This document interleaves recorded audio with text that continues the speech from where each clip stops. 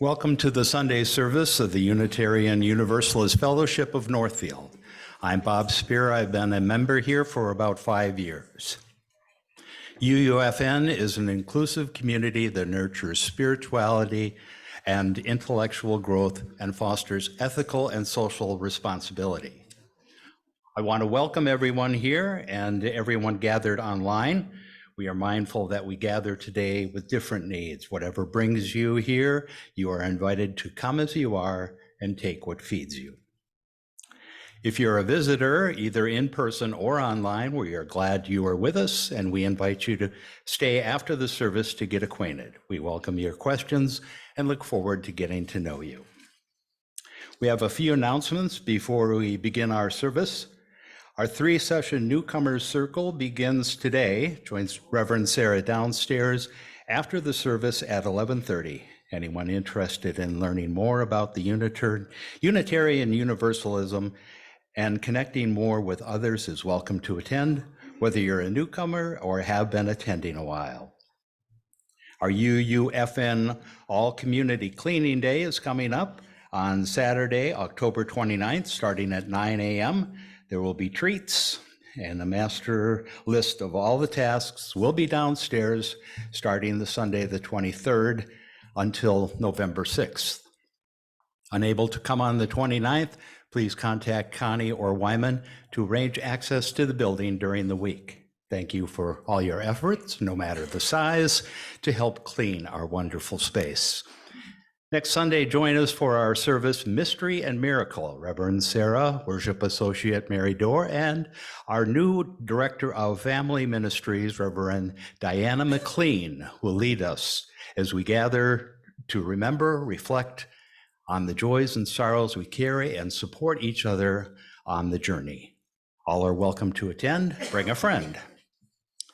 Announcement from the membership committee. We are now serving drinks and light refreshments upstairs and downstairs after the service. We encourage you to remain and socialize for a while. Again, welcome.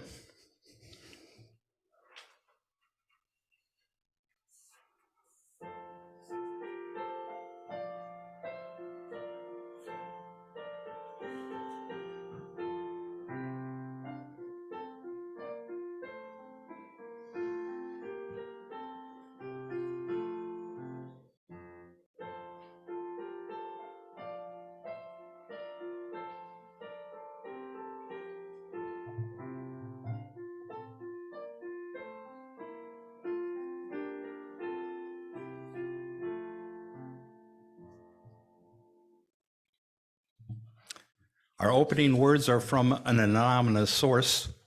May we be reminded here of our highest aspirations and inspired to bring our gifts of love and service to the altar of humanity. May we once again, will we know once again that we are not isolated beings, but connected in mystery and miracle to the universe, to this community, and to each other. Come, let us worship together.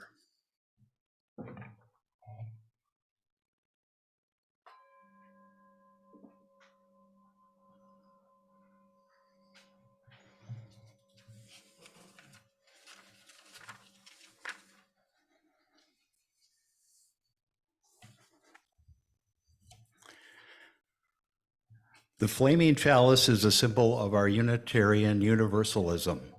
Each Sunday when we gather, we bring the symbol of life together. Its flame illuminates this moment, calling our attention to the path of hope and justice. Please join me in speaking the words in the order of service and on the screens as we light the chalice, the symbol of our faith.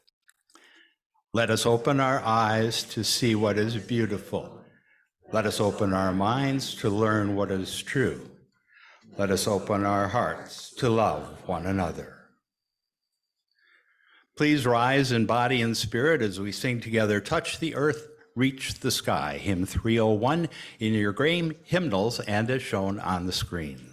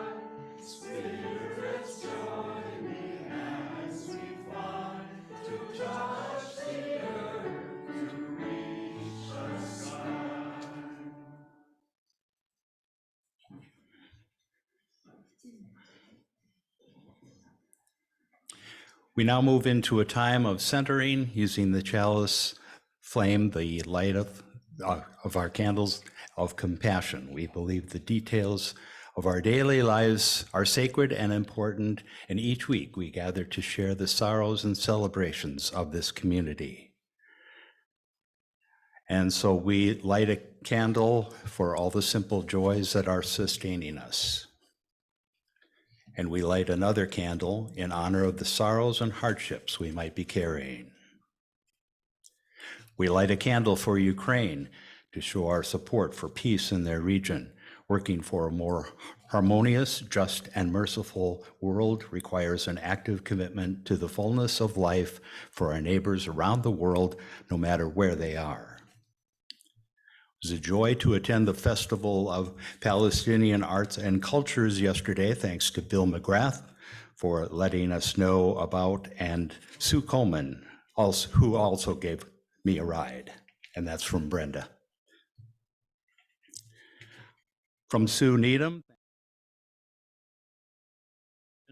illuminating this moment, I invite you to take a few unhurried breaths, to relax your shoulders and soften your gaze, or close your eyes as we enter into a time of shared silence.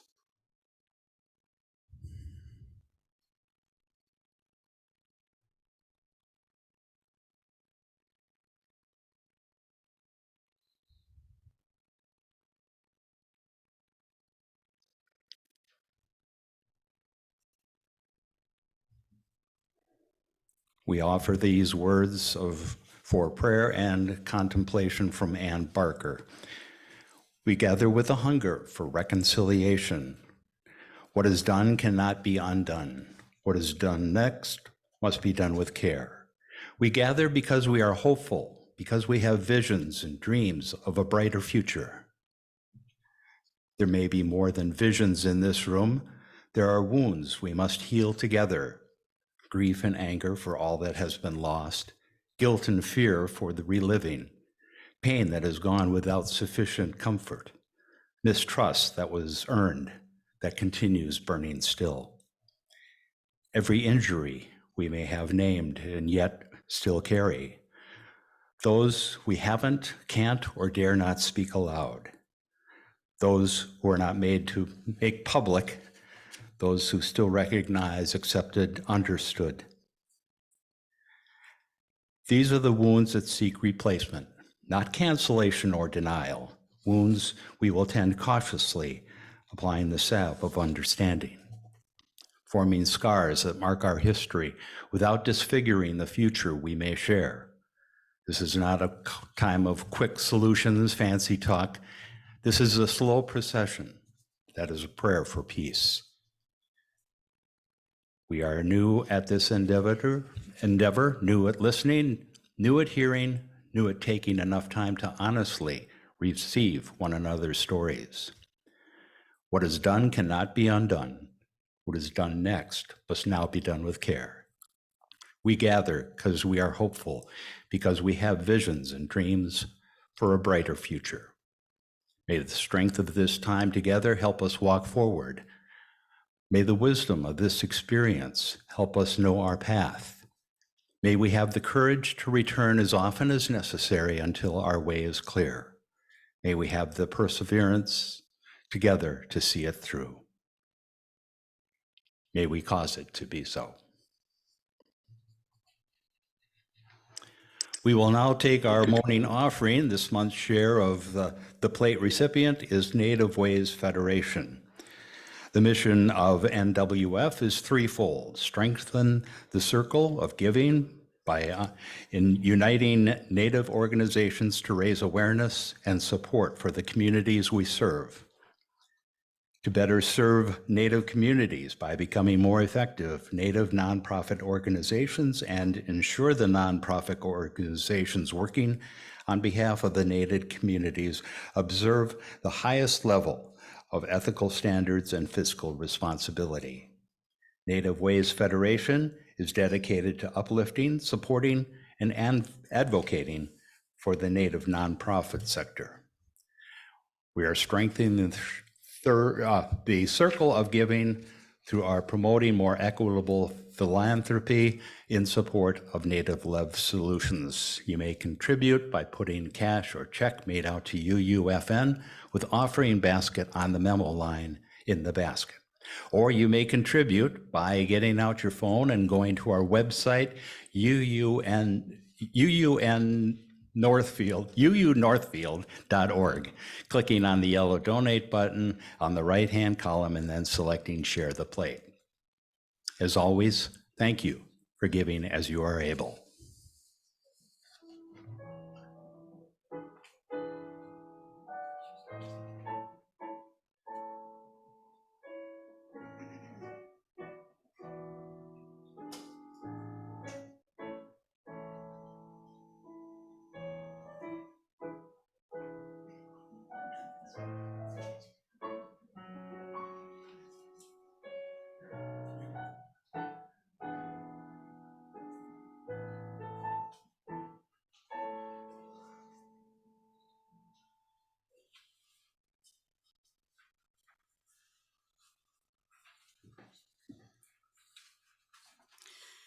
Hello, I'm Liz Brecky. I've been a member here at UUFN for about 4 years. Before I introduce Sydney Beane, our speaker today, I wanted to give you a little bit more information about our Share the Plate recipient this month, Native Ways Federation. The executive director is Carly Badhart Bull, and she is Sydney's daughter. Sydney Beane is a Dakota elder of the Flandreau Santee Sioux tribe. He is a descendant of Dewakatanwan, Wahpeton, and Yankton Dakota bands, French fur traders, and English-Scottish military officers, including Seth Eastman and Jean-Baptiste Faribault. Sydney is a community activist, documentary filmmaker, and retired college educator now residing in Plymouth, Minnesota. His Dakota family was exiled from Minnesota into South Dakota after the 1862 Dakota Uprising. Sydney has many accomplishments in various media, such as TV, including public television, books, documentaries, and motion pictures, just to name a few. Sydney was project manager and contributing writer of the book Minnesota Mokoche, The Land of the Dakota. In 2012, it was awarded the Minnesota History Book of the Year. He co-hosted the weekly television show 21st Century Native Americans in Phoenix, Arizona. He was co-producer and creative writer of the documentary film Native Nations Standing Together for Civil Rights, shown nationally on ABC, NBC, and the Hallmark Channel. He has served on national boards of Vision Maker Media, the Native Film Production Affiliation with the Corporation for Public Broadcasting and Native Public Media. Locally, he has been working on the development of Dakota stories and public art projects for the Bakken Museum, Minneapolis Parks Recreation Board, City of Minneapolis Arts Commission, and the Minnesota History Society. Sydney, we are so glad you're here today. Welcome. Hello,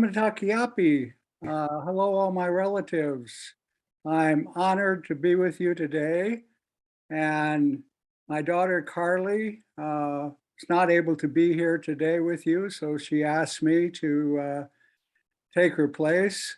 I know I can't do that, but I certainly, as the elder in my family, know the history of our family and been spending the last 18 years since we moved back to our homeland, actually from the San Francisco Bay Area, to share our Dakota stories through the stories of our family.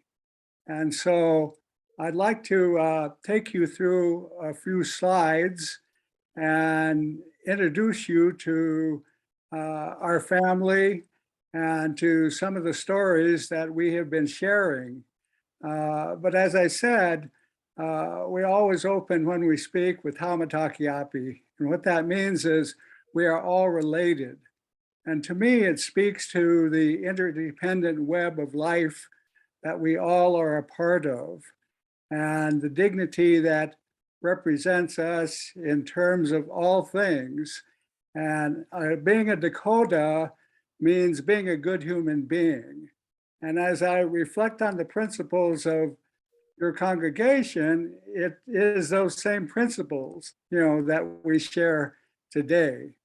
I'd like to just go to the next slide and tell you a little bit about sort of some of my mentors and what brought me to this point as being 80 years of old and sort of just starting to tell our stories through film and through writing and social media. But I had the opportunity to work in Los Angeles for over 10 years and become the president of a company called Red Crow Creations. And there are two gentlemen who became my mentors. Floyd Red Crow Westerman, who the company is named after, who was the chief 10 Fingers in the Dances with Wolves and starred in many different television series, and also was probably at one time our best known musician and singer and best known Native American in the world. And then Chuck Banner, whose dad was Bob Banner, who created most of the early television shows, from the first for Carol Burnett to Showtime at the Apollo to many, many early television shows. So I've been mentored well in storytelling, particularly through film and writing. And as was mentioned, a number of those projects heavily tied to teaching others the process of storytelling through writing and film.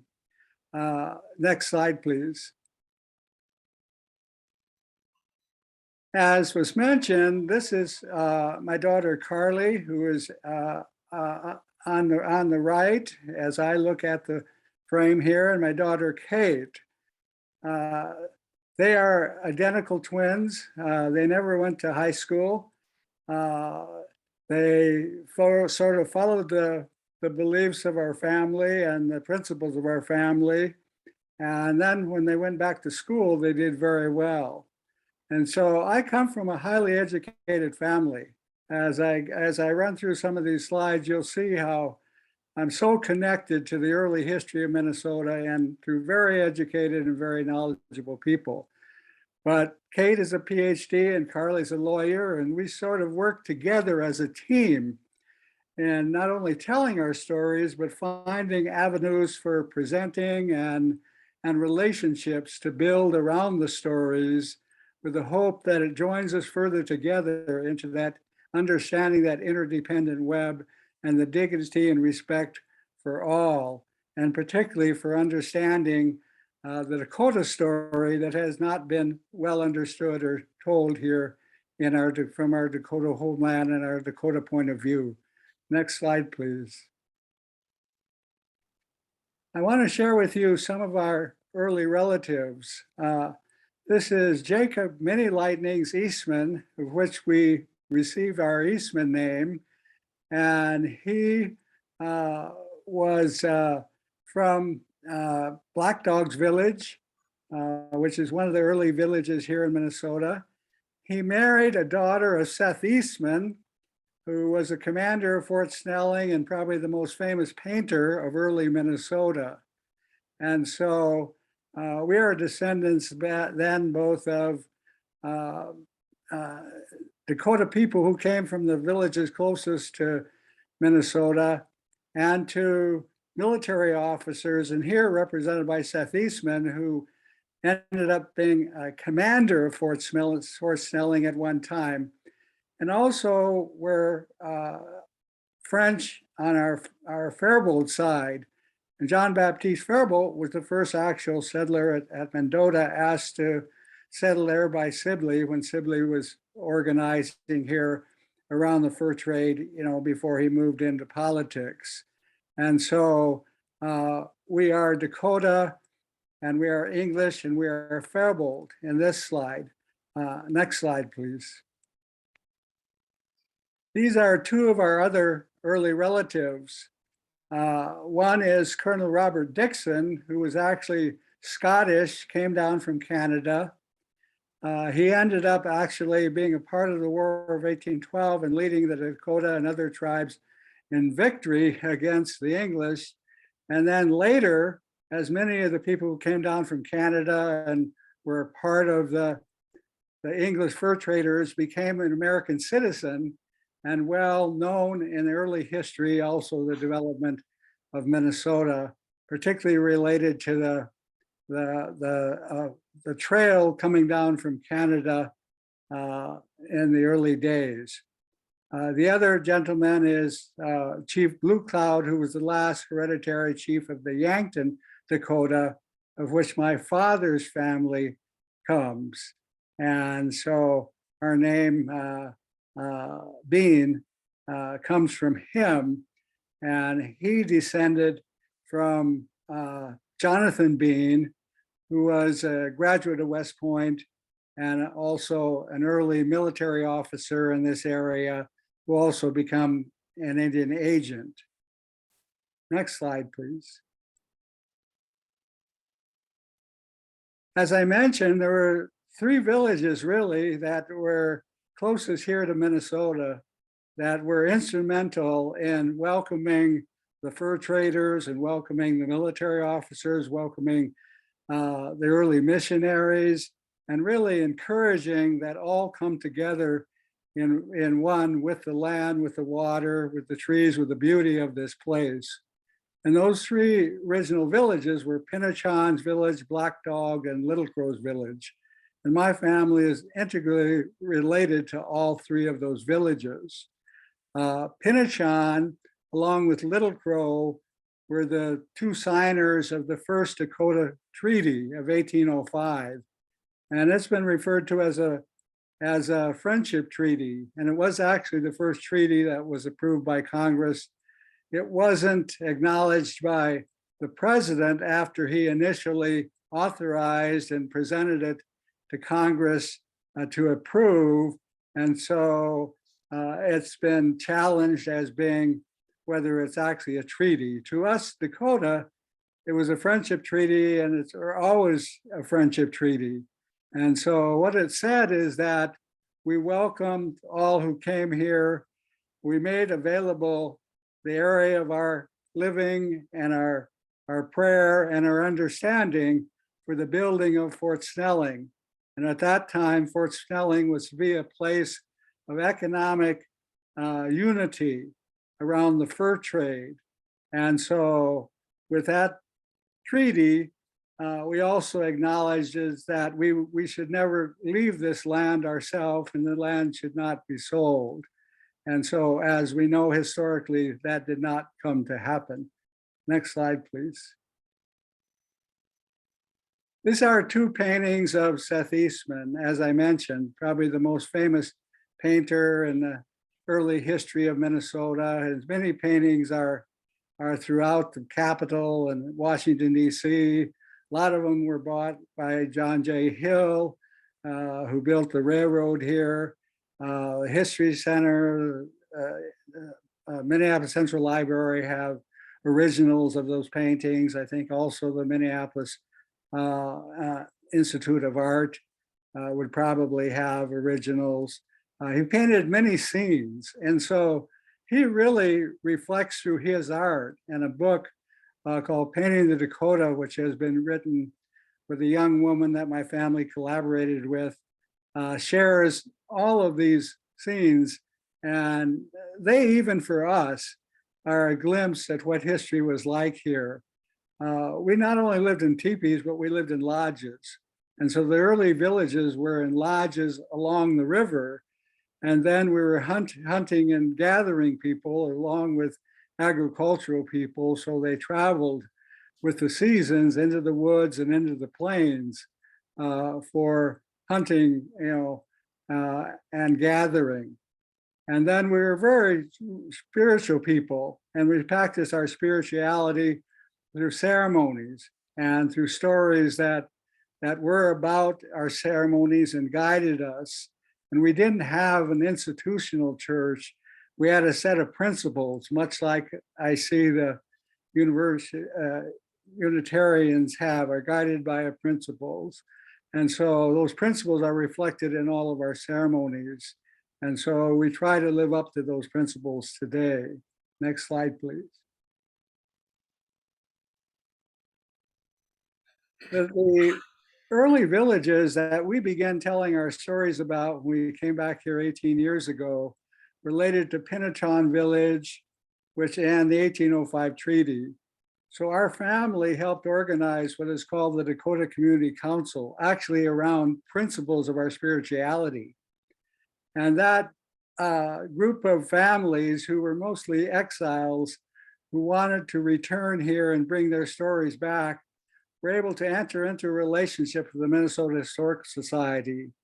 And through then our work with the Minnesota Historic Society, we've been able to share our stories, and the Historic Society has helped us develop those stories into books and also supported films. Our daughter Kate at one time was the head of the Dakota work, Native American work, not just Dakota work at the Minnesota Historic Society.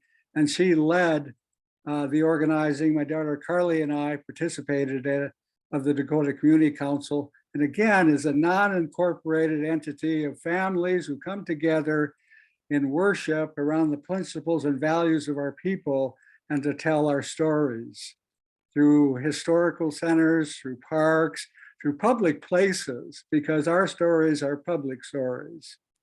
The other is Cloudman Village. And this is the place which we sort of have received a lot of recognition as a family. We were asked, I was asked first by Mayor Ryback to do a ceremony on the sesquicentennial of the city of Minneapolis. And so I brought together a group of Dakota families who had been a part of the village with the city council, with the mayor, and we did a ceremony there. And we were welcomed back then to Minneapolis with the story of Cloudman Village. And from there, the mayor supported my effort in working on and helping develop the history of Cloudman Village further into a book called Minnesota Makoche, as was mentioned, which became Minnesota History Book of the Year in 2012. And so those are the two villages that most represent our family and the work that we're doing. So we are direct descendants of Cloudman.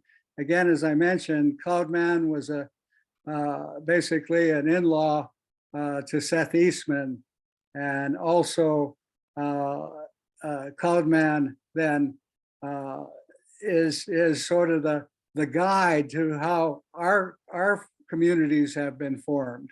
This was a place that welcomed all people, the children of the military officers and the Dakota people, the children of the fur traders and the military people. So it was the first really multicultural community within the city of Minneapolis. And whereas the Dakota language was born through the Pond brothers and the Williamsons in particular, who took our language and put it in phonetically into written form. It was the first schools were developed within the city of Minneapolis to actually service the village, which were located between Lake Harriet and at that time, Lake Calhoun. So understanding that, the park board approached us and asked us to assist them in looking at the history and the future and any changes or restoration of history that should be done. And so I'll go into that a little bit more, and that led into our work on bringing about B'day Makaska. Next slide, please. The two ancestors that actually began to put our stories into written form and pass those on to us were two brothers. Reverend John Eastman, the man on my left, who became a Presbyterian minister, but also continued to practice, as you can see, his traditional Dakota ways, and also followed the pipe as well as the cross. So he became a strong organizer and probably one of the first American Indian civil rights organizers in the country, and was supported by John Williamson in particular in building a relationship in Washington, D.C. The other is his younger brother, Charles. And Charles Eastman went on to become a medical doctor. And he became the first American Indian writer of international renown and is recognized as the first American Indian to write and be published from the American Indian perspective.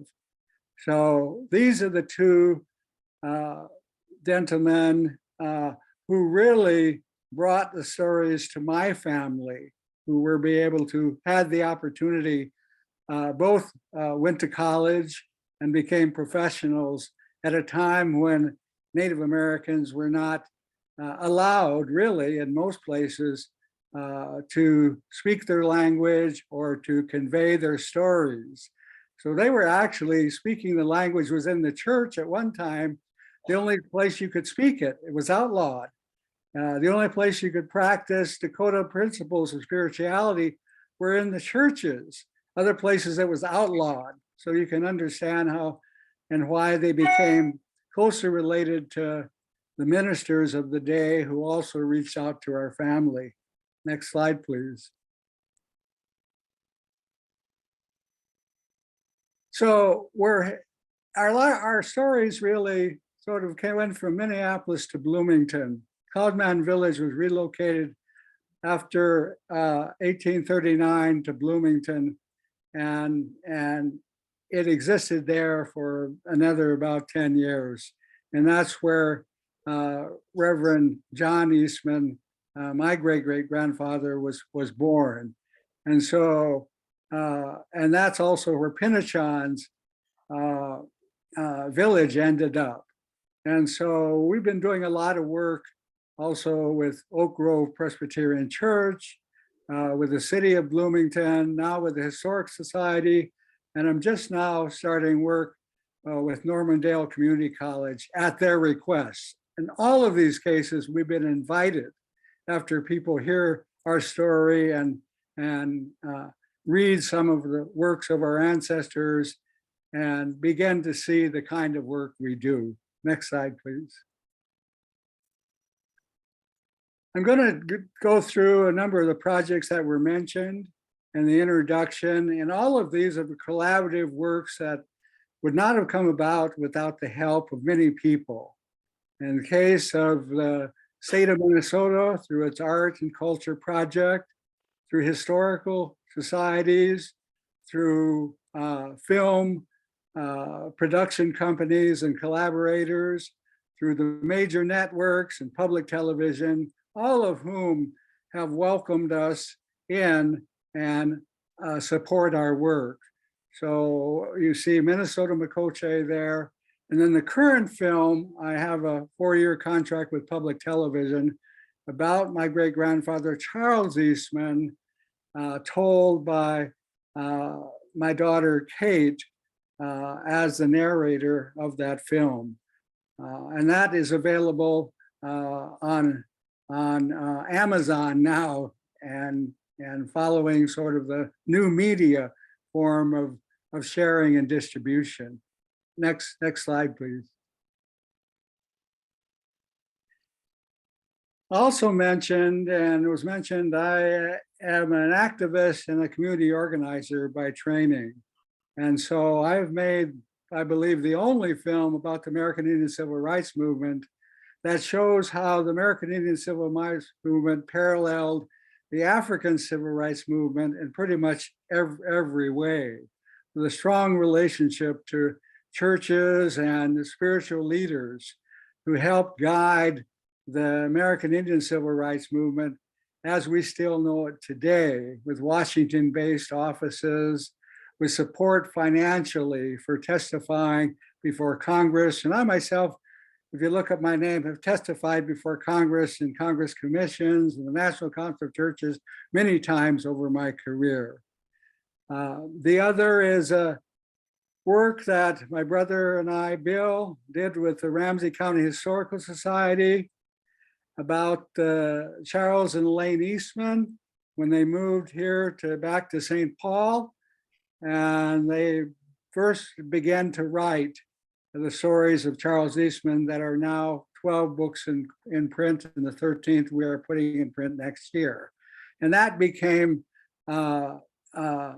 selected as the best story of the year. It was published in the Ramsey County Historical Society Journal, and that's online, as well as my film Native Nations is now on YouTube. I was able to get the copyright owners of that film, who are actually major networks in the national churches, to agree to put it on YouTube so it could be shared with everybody who was interested. Next slide, please. The first group we actually mentioned and brought forth the research of Beane McCosker was the Bakken Museum.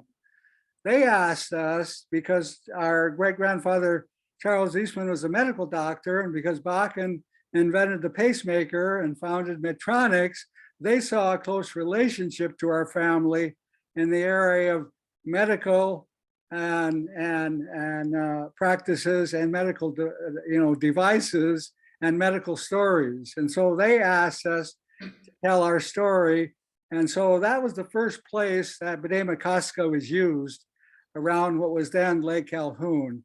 It was put in place, and as you see there, if you look at the slide, on the banks of Beane McCosker, the Bakken Museum introduced it first, back into that area, and sort of helped ignite the whole effort to eventually bring about the change of the name from Calhoun to Beane McCosker. Next slide, please. Also, many people did not know when we moved here, but our great-grandfather Charles Eastman was one of the founders of the Boy Scouts and the Campfire Girls. Because Charles Eastman went to work along with his brother John with the International YMCA in the early days of that movement. And so Charles was asked to become the first director of Indian work with the International YMCA, and the International YMCA incubated the Boy Scouts. And so Charles Eastman was one of the founders of the Boy Scouts. And so when I mentioned that to the Northern Star Boy Scouts, they said they thought they heard that, but they weren't sure. After they went back and studied their own history, they came back to me and said, you're right, we need to do something about that. The result is this 7-foot statue of Charles Eastman as a young man related to the Boy Scouts, when the focus of the Boy Scouts was on being a good citizen and being a healthy citizen. And so that is there for people to see today. Next slide, please. So this represents, I guess, our work around Beane McCosker, not only restoring the name, but bringing art in the Dakota through the Dakota story back to Beane McCosker. So here today, you have a public art project, which you can go online and then hear the stories of this place. Next slide, please. So this was our picture when we were asked by the county to come and pose by the sign and show that we were recognized as sort of taking the lead to bring this story back. And now, not only Beane McCosker, the lake, Beane McCosker, the park, Beane McCosker, the boulevard have been restored by the park board. Next slide, please. The current book we have in publication, and this is the book to me that relates most to your principles, is the story that Charles Eastman wrote in unpublished form, and it was never published until it will be released in April. I've had the opportunity to work with Gail Johnsen, who's a direct descendant of Charles, and myself, who are editors of the book, being published by the Minnesota Historical Society, and is all the stories of Charles Eastman brought together in one interdependent whole.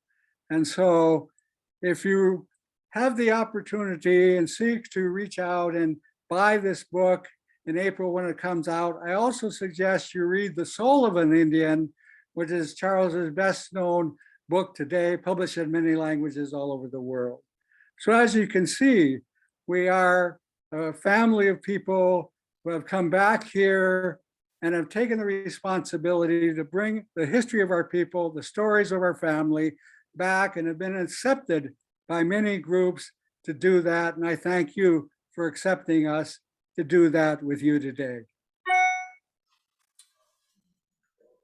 Oh.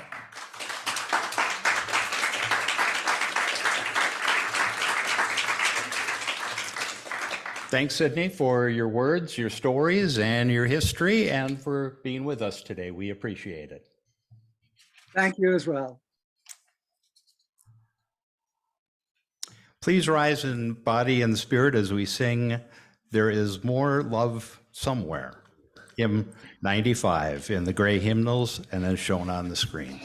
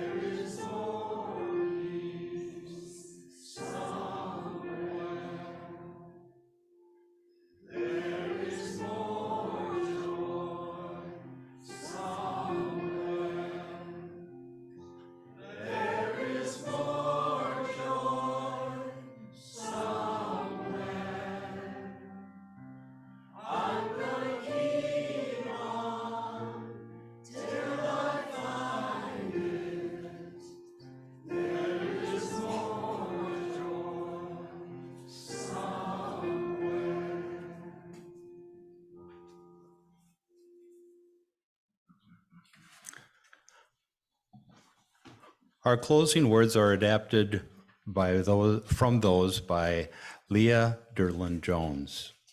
For those who came before us, we offer gratitude and thanks. May their legacy be a blessing. May we feel surrounded by their wisdom. As we go forth from this time and place, let us be inspired by their courage, their knowledge, and their dreams. Let us honor them and by doing the work of living boldly, loving respectfully, and pursuing justice for all. As we prepare for our closing hymn, you may place your hands over your heart, reach out to hold the hand of the people next to you at whatever is comfortable, and let us join in singing our closing hymn, Spirit of Life, the words shown on the screen.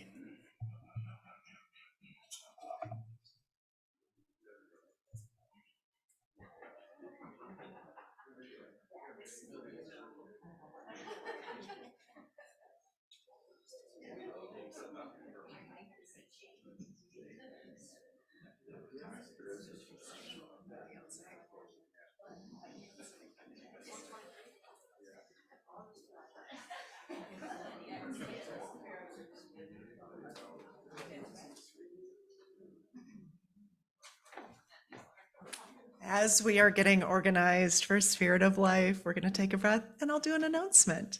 I'm Sarah, for those who I haven't met, and we're going to do our newcomer circle for newcomers and not so newcomers. Let's meet outside because it's gorgeous out. So we will meet at 11:15 under by the picnic tables. 11:15 newcomers, come join us. Let us join in Spirit of Life.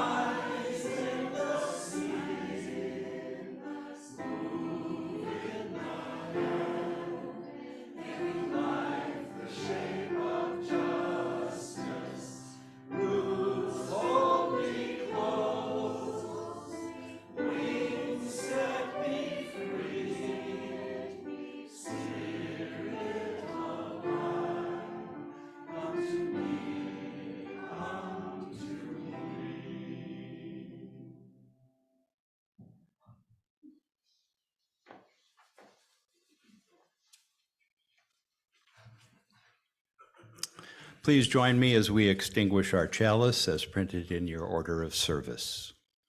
We extinguish this flame, but not the light of truth, the warmth of community, or the fire of commitment.